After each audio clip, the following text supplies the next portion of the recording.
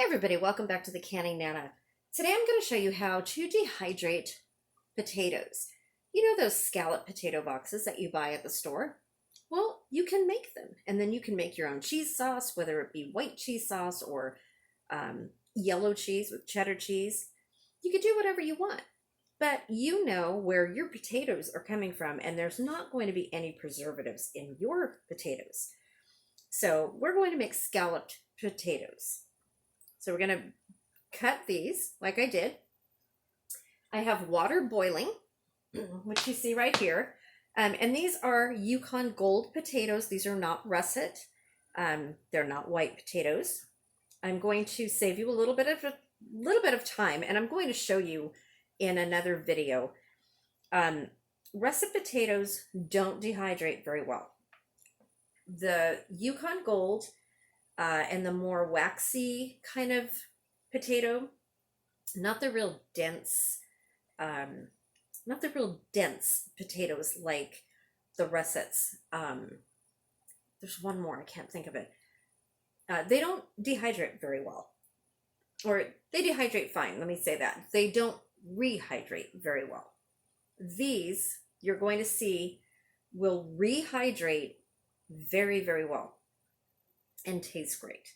So what I'm going to do, and please don't try to save time dehydrating potatoes by not blanching them first. Been there, done that. Let me save you the time. If you want black potatoes, when they're done, they turn black. If you like black potatoes or dark brown potatoes, go ahead and not blanch your potatoes. If you want them to be pretty and nice and look really good, just like this, when they come out, please blanch them. You don't have to blanch them for long. I have water boiling right here, and I have an ice bath. So what I'm going to do is I'm going to put them in there all at once for only 2 minutes.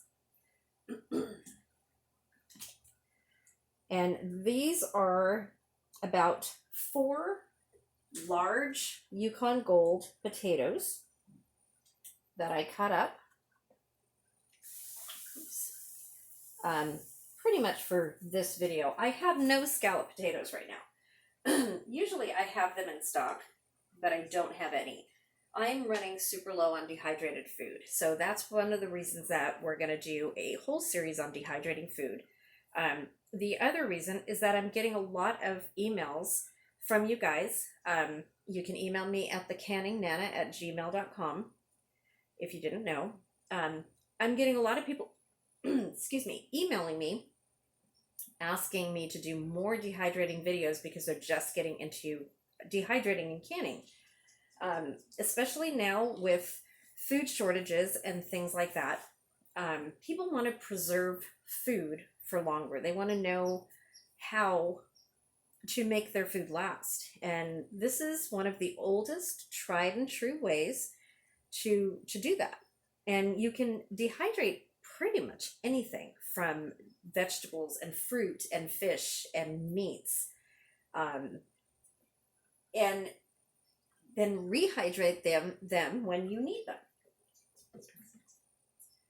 So dehydrated, like potatoes, say, a 10-pound bag of potatoes takes up a lot of space, but dehydrated potatoes will take up about a couple pint jars, or a couple quart jars, sorry.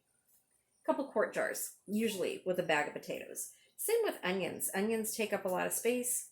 I have a video out from a few years back, 6 pounds of onions in a couple jars. So it's really easy.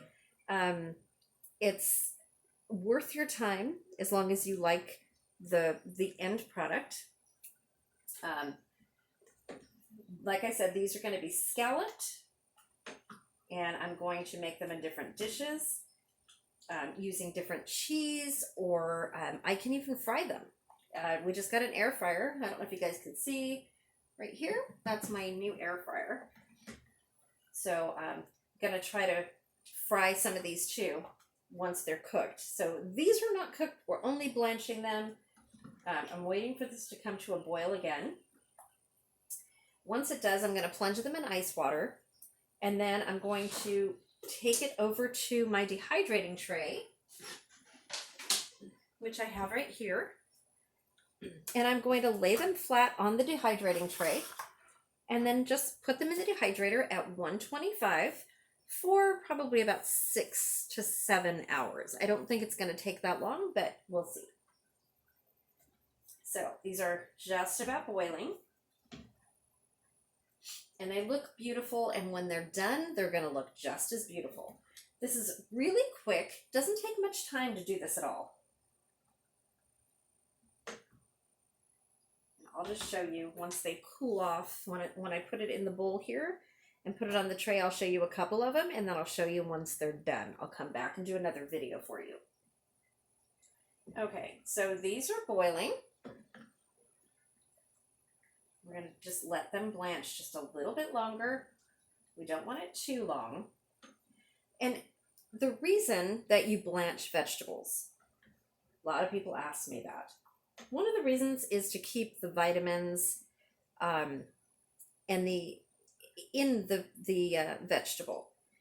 What happens is when you blanch and then you plunge it into water, you stop the enzymes from growing and destroying the vegetable. So in doing that, you are preserving the vegetable, the potato, and you're allowing the pores to open. It will soak up the water, and when you rehydrate it, it's going to rehydrate much, much better, and you'll get a better end result. So years ago, I think maybe when I even started YouTube 3 years ago, I used to do it both ways. I used to do it not blanching, just throw them on the dehydrator sheet after slicing.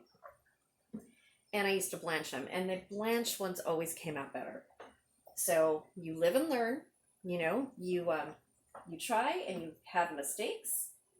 You make mistakes and you learn from them. So this is how I prefer to do them now. And that's why I'm showing you guys this.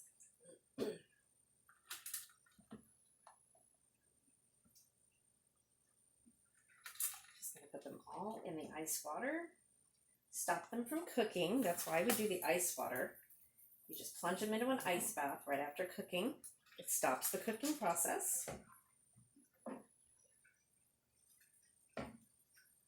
And like I said, if you don't want to blanch, I mean, that's your choice. Just know that you will get some black and brown spots in your potatoes, and they don't taste the same. They taste much, much better if you blanch them first. And that goes for all of your vegetables. Onions, I think, is the only one that you can, it's an either or type thing. You can either blanch or not blanch, and I've done both. I really prefer the blanched method, honestly, especially when I'm making powders or seasoning. Okay, so those are all in there. Gonna let them sit in the ice water for just a second, and I'm just gonna show you how I put them on the tray. Then I'm gonna put them in the dehydrator, and I will bring you guys back later.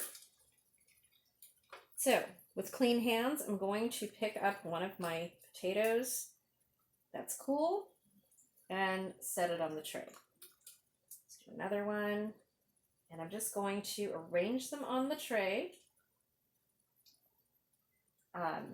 as close together as I can. So, whoops, it just spilled. So we do that because whenever you're dehydrating vegetables or anything, fruits, anything like that, they're going to shrink.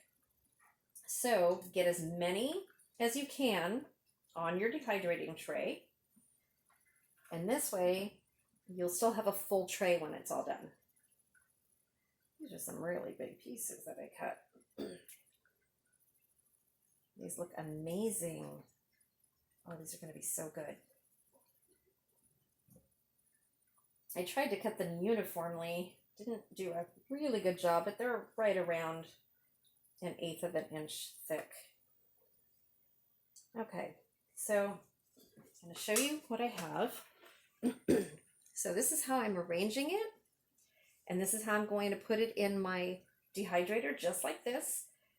And I'm going to put it in for 125 degrees for about 6 to 7 hours. And then I'll check it after that. And I will bring you guys back for the end result. Thank you so much for watching.